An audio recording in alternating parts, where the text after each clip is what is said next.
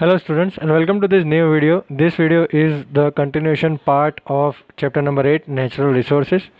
In the earlier video we have studied the uses of resources, how we use resource as food, how we use resource as a source of raw material, and how we use resource as energy resource. Now earlier we have seen types of resources. There are three types of on the basis of ownership, on the basis of re-availability, on the basis of distribution centers. On the basis of ownership, there were three: individual, national, and global resource.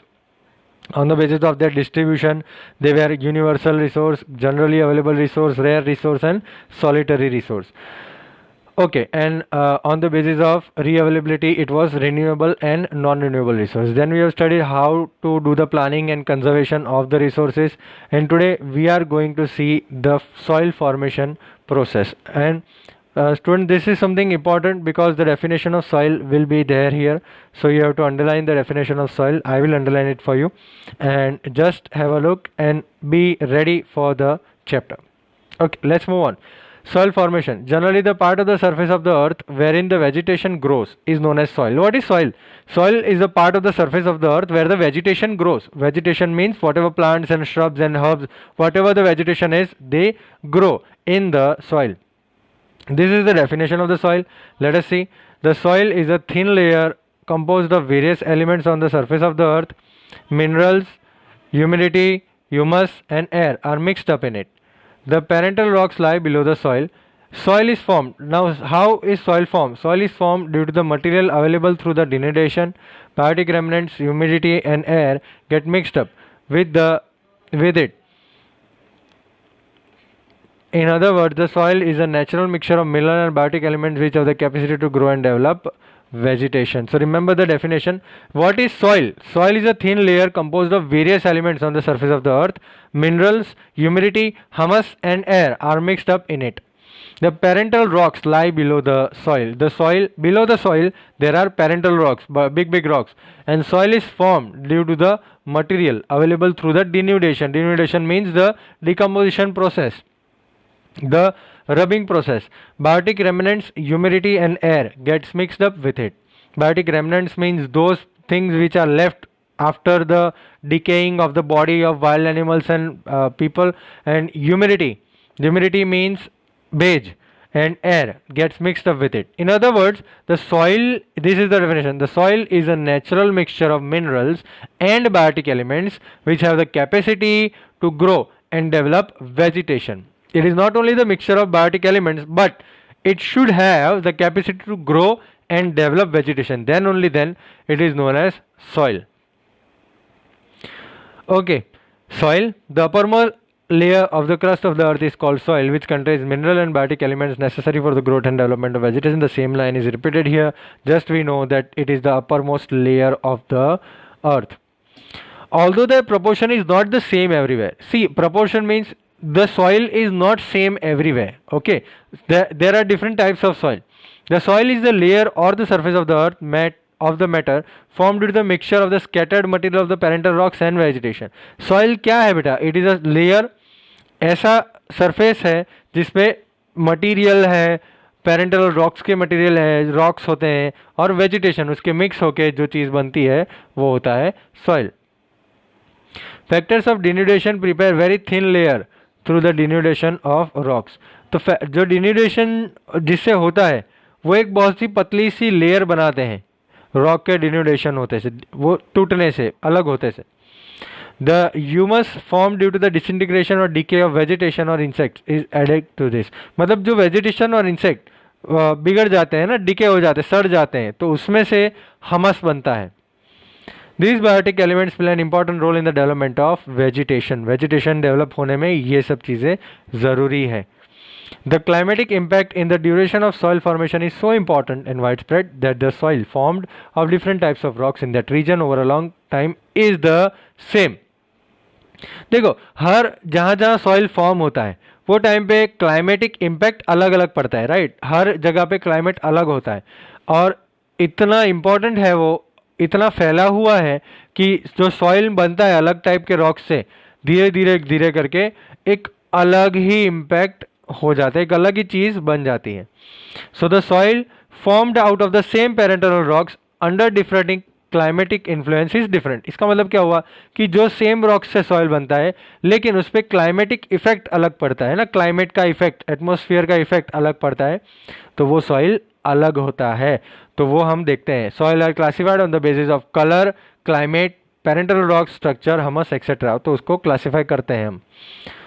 Okay, according to Indian council of agricultural research ICAR, उन्होंने divide किया है 8 types में, 8 type के soil हैं, जिसमें mountain soil और forest soil एक अलग ही ऑल्टीट्यूड वाले हैं जो माउंटेनियस रीजन्स में हमको मिलते हैं। तो फर्स्ट है एलुवियल सॉइल, सीधे ही हम एलुवियल सॉइल पे जाते हैं। Alluvial soil, this type of soil is spread over about 43% of the total area of India. India में 43% area is covered with alluvial soil. वो जो सॉइल है एलुवियल सॉइल, वो हमको कहाँ कहाँ मिलता है, तो ब्रह्मपुत्र वैली में मिलता है। ईस्ट में ब्रह्मपुत्र वैली है, ब्रह्मपुत्रा का पूरा जो रिवर है, आप मैप इमेजिन करो, उसमें ईस्ट साइड में ब्रह्मपुत्र रिवर फ्लो होता है। ब्रह्मपुत्र वैली जो है उसके अंदर ईस्ट साइड से लेके Sutlej in the west, Sutlej river जो है वेस्ट में, वहाँ तक एलुवियल सॉइल देखा जाता है। वो पूरा हम बोलते हैं northern plain. And in the delta regions of Mahanadi, Godavari, Krishna and Kaveri. Delta region मतलब जहाँ जहाँ भी ये नदियाँ पास होती है ना, महानदी, गोदावरी, कृष्णा, कावेरी, वो सारी जगहों पे यह एलुवियल सॉइल देखा जाता है। The formation of alluvial soil is due to the alluvial deposition by the rivers. देखो बेटा, रिवर्स जो होती हैं वो ऊपर से नीचे सॉइल लेके आती है, जहाँ जो भी माउंटेन से नीचे फ्लो होती है वहाँ से सॉइल लेके आती है, वहाँ पे डिपोजिशंस करती है। उसके डेल्टाज में, उसके बैंक्स के, रिवर का बैंक होता है उनका किनारा, तो वो किनारे पे वो जो चीज़ें लाती है वो डालती जाती है। तो एलुवियल सॉइल इससे फॉर्म होता है। There is more proportion of potash, phosphoric acid and limestone in this soil and there is less proportion of nitrogen and humus. तो ये सॉइल के अंदर पोटैश ज़्यादा है, फॉस्फोरिक एसिड ज़्यादा है एंड लाइमस्टोन ज़्यादा है in this soil and there is less proportion of nitrogen and humus. ये सॉइल में है नाइट्रोजन कम और हमस कम।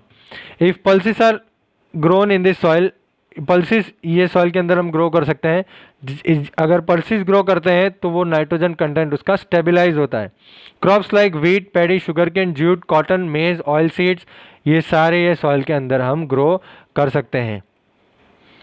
ओके, हम आगे देखते हैं। दिस इज अ मैप, और in this map there is alluvial soil, black soil, red soil, laterite soil, forest soil, desert soil. All the signs are given here and it is mapped where it is found.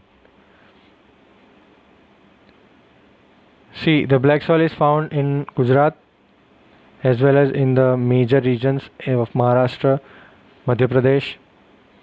All this alluvial soil is found in the northern plains. You can see that, you know. Okay, let us see further.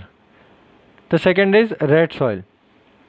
It occupies about 19% of the total land of the India. The total land of the India means the whole India, 19%, and alluvial soil 43%. It is spread from Tamil Nadu in the peninsular India up to Bundelkhand in the north. So red soil is spread from Tamil Nadu in the peninsular plateau and up to the Bundelkhand in the north. We can see here, this is the part where the red soil is found. This is Tamil Nadu. And from Rajmahal Hills in the east up to Kutch in the west. So Kutch, you can see Kutch here. It is not shown here, but it is there. Such soil is found in some part of Rajasthan also. The soil is red in color due to presence of ferric oxide. Remember the name ferric oxide because of the ferric oxide present in this soil, the soil has a red color. It becomes yellow as we go down. See the red soil in the picture given here. This is the type of soil. There is a deficiency of lime, magnesium, phosphate, nitrogen and potash in this soil. So deficiency means lime, magnesium and phosphate, ये सब चीज़ें उसके अंदर नहीं होती है, nitrogen, potash उसके अंदर नहीं है। Crops like millet, cotton, wheat, jowar, linseed, groundnut, potato are grown in this soil. तो ये सब क्रॉप्स ये सॉइल के अंदर ग्रो होते हैं। Black soil, black or regular soil covers about 15% of the total area of India. This soil was formed due to the spread of the Deccan लावा। डेक्कन लावा मतलब बहुत बहुत पहले जो ये ब्लैक सॉइल है वो लावा से है। तो डेक्कन जो पार्ट है हमारा पेनिनसुलर पार्ट है, वहाँ पे देयर वाज अ लावा और वहाँ से ये सब स्प्रेड हुआ है। Such soil is found in entire Maharashtra, western Madhya Pradesh, Andhra Pradesh and certain part of Karnataka. Gujarat में सूरत, भरूच, नर्मदा, वडोदरा, तापी एंड डांग डिस्ट्रिक्ट्स ये टाइप के सॉइल है उनमें। Lava rocks and climate play an important role in the formation of such soil, and there is more proportion of iron, lime, calcium, potash, aluminum and magnesium carbonates in this type of soil. ये आपको याद रखना है कि उसके अंदर iron, lime, calcium, potash, aluminium और magnesium ये सब चीज़ें उसके अंदर है। It is considered to be quite fertile. ये ब्लैक सॉइल को फर्टाइल माना जाता है और उसके अंदर वेजिटेशन भी अच्छा होता है। This soil also has the capacity of retaining more moisture. So this soil can retain more moisture because of the moisture retaining capacity. Whenever the moisture dries up they develop fissures. Fissures मतलब ऐसी दरारें हो जाती हैं। In the picture we have seen and we are seeing right now, ये दरारें हो जाती हैं। Crops like cotton, linseed, mustard, groundnut, tobacco and urad are grown in this soil. तो ये सारे क्रॉप्स ये सॉइल के अंदर ग्रो सकते हैं। सूटेबल के कॉटन के लिए ये बहुत सूटेबल है, ये जो ब्लैक सॉइल है, तो उसको हम ब्लैक कॉटन सॉइल भी बोलते हैं। लेटराइट सॉइल, लेटराइट सॉइल जो लेटराइट वर्ड है वो नाम लिया है लेटर से, और लेटर का एक्चुअल लैटिन वर्ड जो है उसका मीनिंग होता है ब्रिक, ईंट। It's red colour due to iron oxide. उसका लाल कलर होता है लेटराइट सॉइल का, और ये है आयरन ऑक्साइड के वजह से। When this soil becomes wet it becomes smooth like butter and when it is dry it becomes very hard. तो ये सॉइल जब गीला हो जाता है तो एकदम स्मूथ हो जाता है, एकदम स्मूथ बटर के जैसा, और when it is dry it becomes very hard. तो जब ड्राई हो जाता है तब बहुत ही कठोर हो जाता है, हार्ड हो जाता है। It is form due to the change of dry and moist climate and due to the prevention of silica based material. ये कैसे फॉर्म होता है?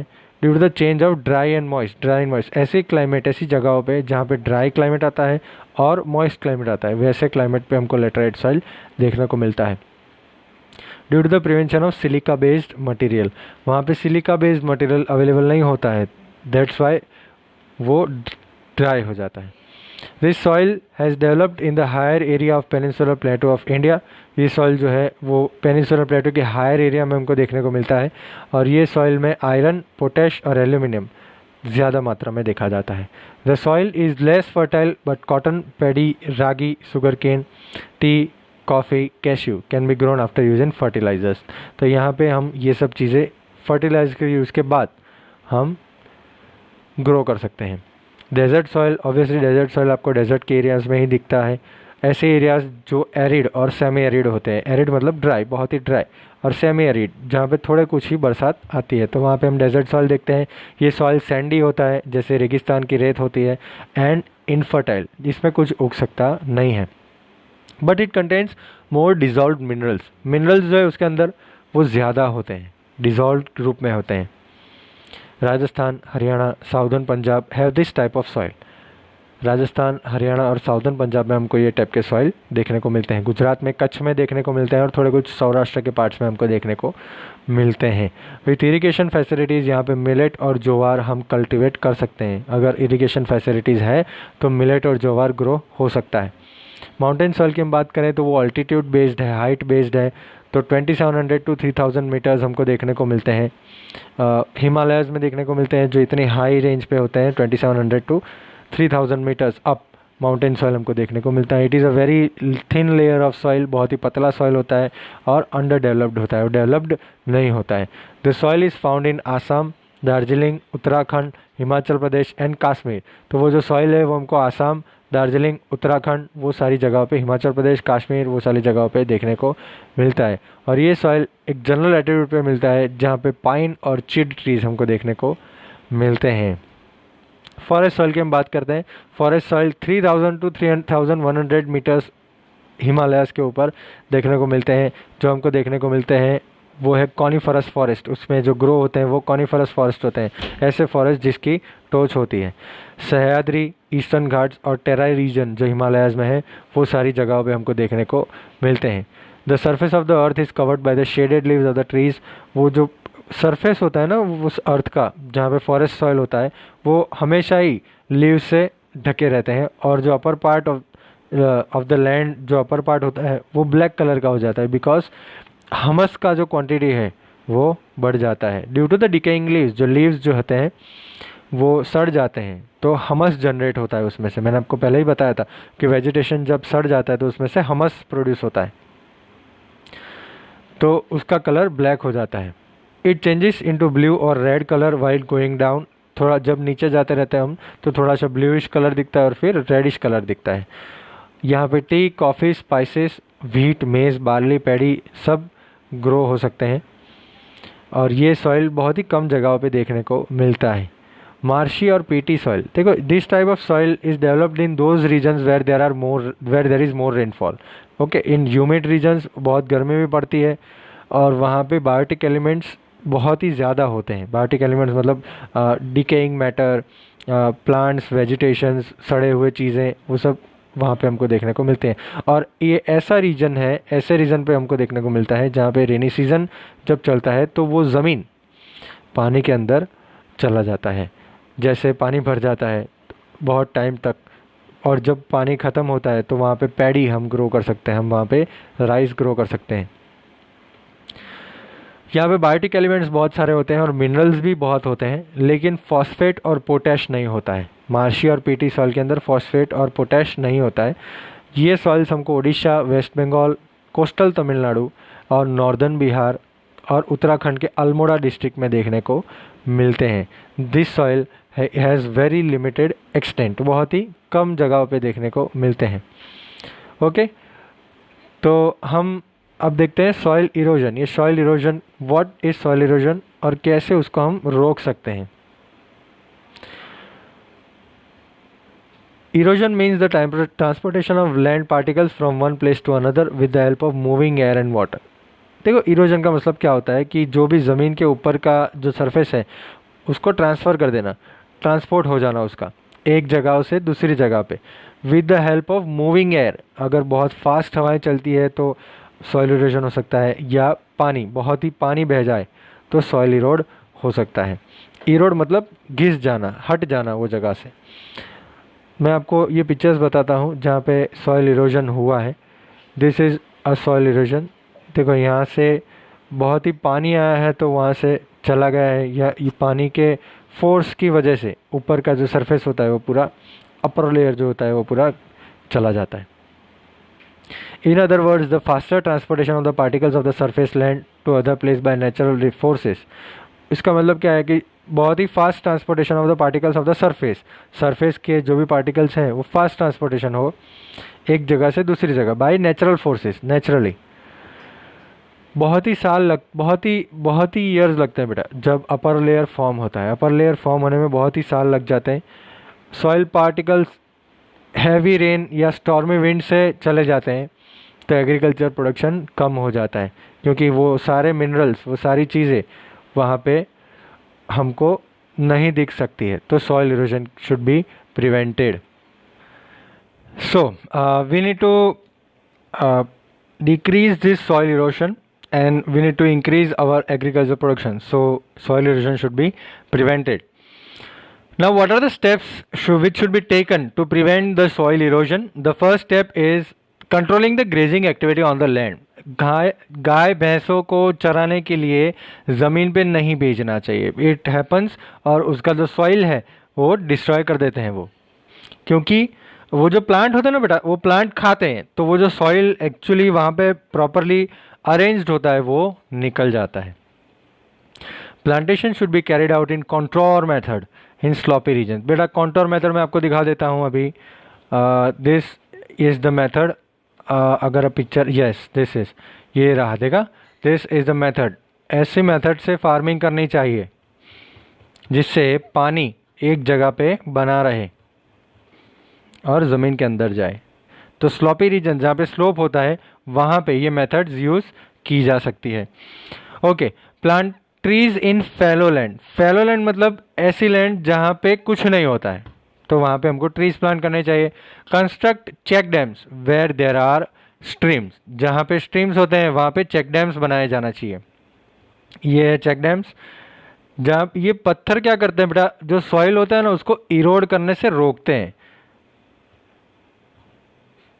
Cultivate very deeply in the field to reduce the speed of water, बहुत ही field के बहुत ही अंदर हमको प्लांट बीज बोना चाहिए और वहाँ से प्लांट उगना चाहिए, ताकि जब पानी बहे तो वो पानी वो जो प्लांट है वो ज़मीन को पकड़ के रखे, सॉइल इरोड ना हो। सॉइल देखो बेटा, ये चेक डैम है, एक बार फिर से मैं बता दूं, this is a check dam.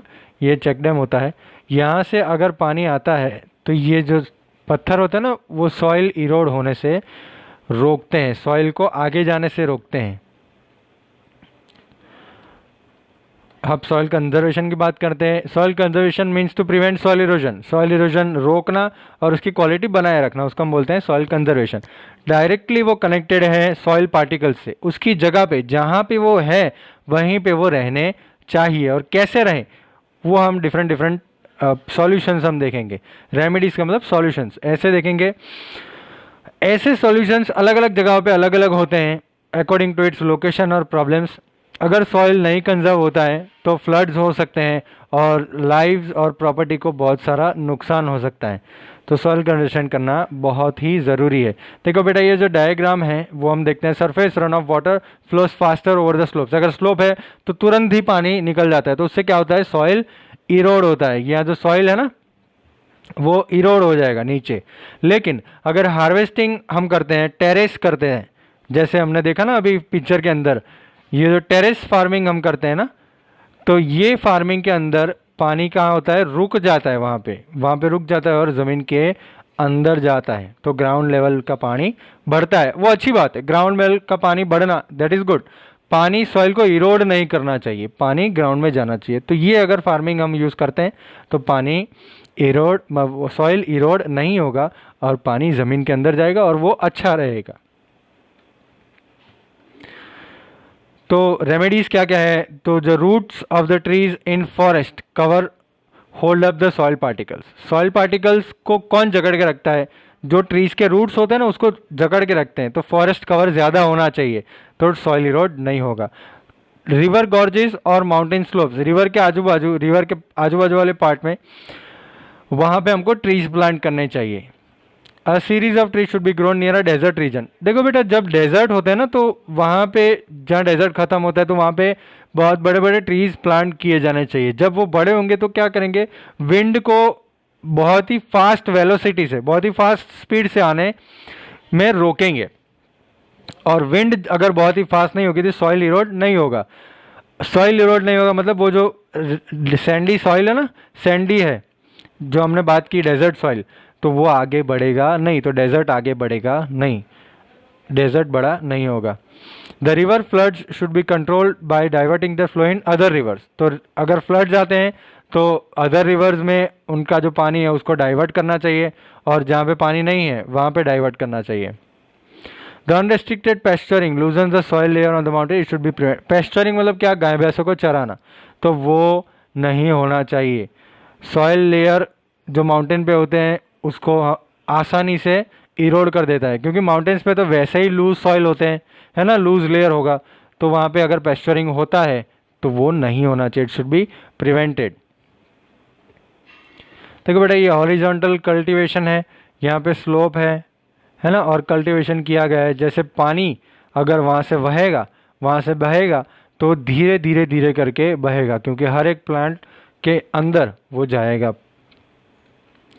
Methods like horizontal cultivation, terrace farm should be implemented. जो हमने अभी देखे टेरेस फार्म्स और हॉरिजॉन्टल कल्टीवेशन, वो मेथड्स हमको इम्प्लीमेंट करने चाहिए। और ह्यूमस कंटेंट्स ऐड होने चाहिए, है ना, जो सॉइल जिसकी फर्टिलिटी नहीं होती है उसमें ह्यूमस कंटेंट्स ऐड होने चाहिए। तो ये सारी रेमेडीज़ हमको ऐड करके सॉइल कंजर्व कर सकते हैं हम। ये जो कंजर्वेशन है वो एक स्ट्रॉन्ग नेसेसिटी है, वो करने की ज़रूरत है, और गवर्नमेंट, सोसाइटी और लोग सबको एक साथ काम करना चाहिए सॉइल कंजर्वेशन करने के लिए। Okay students, see the question answers of the chapter. What is meant by resource, resource क्या होता है, यूजेज आपको लिखना है, सॉइल कंजर्वेशन क्या होता है, रेमेडीज़ लिखने हैं, सॉइल फॉर्मेशन का प्रोसेस वो पैराग्राफ में पूरा दिया था वो आपको लिखना है, और कौन से बेसिस पे वो क्लासीफाई होते हैं, ICMR वाला, ICAR वाला. Write notes on alluvial soil, black soil, state the remedies to prevent soil erosion, what is called mountain soil, write short note about desert soil, और करेक्ट ऑप्शन आपको choose करना है. एक बार देख लीजिए. Resource development, 1 or 2 places soil formation takes place due to dash elements, which is the other name of पड़खाव soil, ICAR. ने कितने टाइप के सॉइल बताए हैं. ओके स्टूडेंट्स, हम मिलेंगे विथ अ न्यू चैप्टर, और नेक्स्ट लेक्चर में हम देखेंगे एक नया chapter.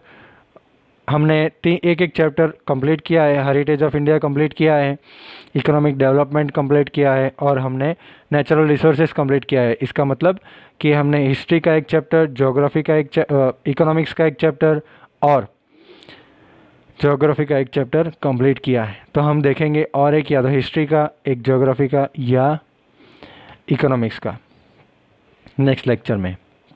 Bye bye friends, stay safe, और हमेशा याद रखिए, देखो पढ़ना तो है ही, ये तो एग्ज़ाम आने ही वाले ही है 10th स्टैंडर्ड की, और पढ़ना तो है ही, तो let us do it best. हम सबसे अच्छा करें, है ना, जैसे कर सकते हैं अभी वैसे सबसे अच्छा करें. अपना पूरा ध्यान, अपना जो पूरा ध्यान है वो पढ़ाई पे रखें. और एक चीज़ याद रखें कि ये चीज़ जो है वो भी ख़त्म होगी, स्कूल्स वापस शुरू होंगी, सब रेगुलर होगा, टाइम लगेगा लेकिन होगा. तो जब होगा तब के लिए हमको तैयार रहना है. तो ये अभी जो हम कर रहे हैं उस पर ट्राई करिए, बेटर बनिए, और अपना सबसे बेस्ट दीजिए. ठीक है, हम नेक्स्ट लेक्चर में मिलेंगे. Till then, good bye.